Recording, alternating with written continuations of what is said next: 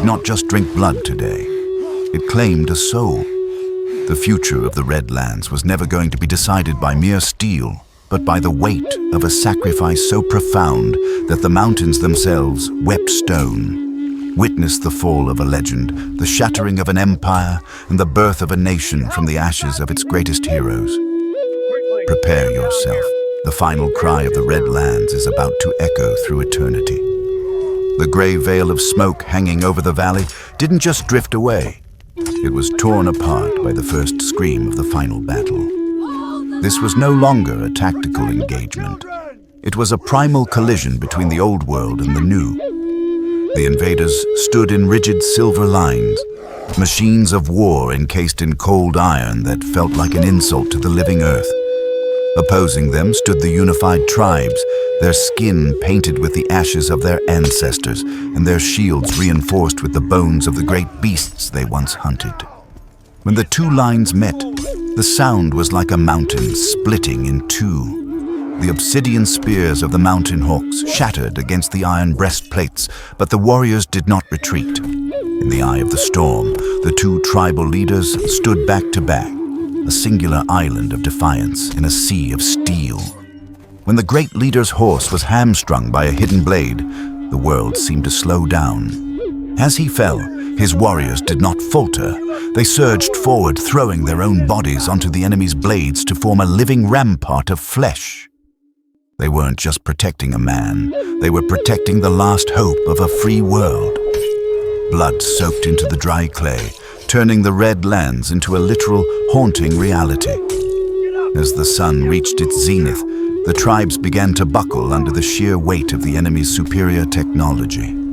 It was then that the legendary elder, the man who carried the tribe's songs in his lungs and its history in his scars, made a choice that would be whispered for 1,000 winters. He looked at the great leader one last time, a silent goodbye passing between them, and began to run toward the Devil's Throat, the narrowest, most unstable pass in the high peaks. "Follow me, you hollow men of iron," he bellowed, his voice echoing like a thunderclap. The arrogant invaders, obsessed with capturing the heart of the tribe, pursued him into the suffocating darkness of the ravine. At the highest point, where the air was thin and the rocks groaned, the elder stopped. He didn't use a weapon. He sang, a low, vibrating chant that resonated with the very frequency of the mountain. With one final devastating strike of his staff against a keystone, the mountain answered. A colossal avalanche of boulders and ancient ice roared down like the fist of a vengeful god. The elder didn't try to run. He stood still, his arms wide open, as the mountain he loved finally embraced him. The devastation was absolute.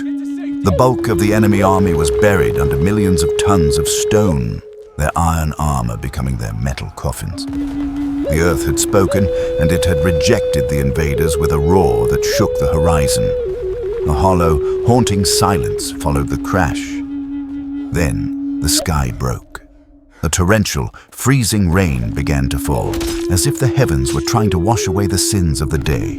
The surviving invaders, broken and terrified by a power they could not understand, fled into the mist, leaving their pride in the mud. The warriors of the Alliance did not cheer.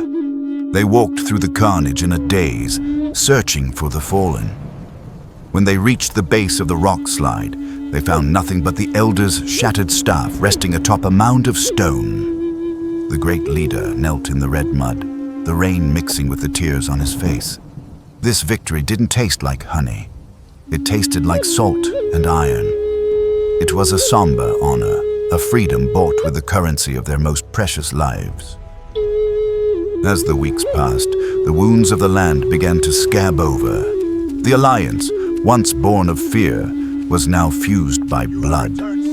In a display of radical adaptation, the tribe's blacksmiths did not discard the captured iron. They melted it down. They turned the swords that had killed their brothers into plows to feed their children. They turned the iron helmets into cooking pots and tools for building. They were taking the enemy's hate and forging it into their future. The day of the great parting arrived. The two leaders stood at the edge of the Golden Plains. They didn't exchange gold or land. They exchanged scarred hands and a sacred promise. They were no longer just allies. They were a single soul divided into two tribes. As they marched toward the golden horizon to build a new home, they carried the songs of the Elder with them. Under the first light of a new dawn, the unbroken spirit of the Red Land stood tall. The mountains remained, the river continued to flow, and the people were finally free. The fire of destiny had scorched them, but it had only made them harder, like the very iron they now controlled. The dawn wind carried no more cries of war, only the soft, peaceful whisper of a people who had finally found their place under the sun. The saga has ended, but the legacy is yours to carry. The Elder's sacrifice ensured a future, but what will the tribes build next? To witness the rise of the new civilization and the secrets still hidden in the Red Lands, subscribe now and turn on notifications.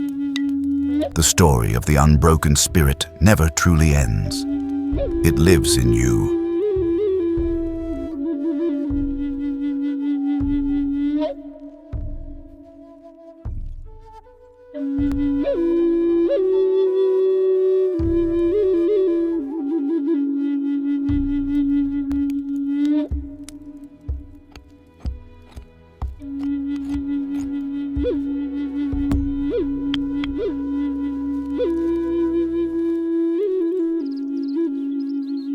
Try some of this stew.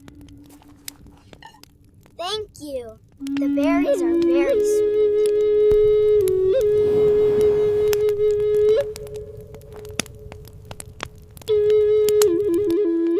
We carry the weight of the past war, so the young ones do not have to. This new settlement is a blessing. Mirasın aktarımı. Bakın gençler, kamp ateşinin bu titrek ışığında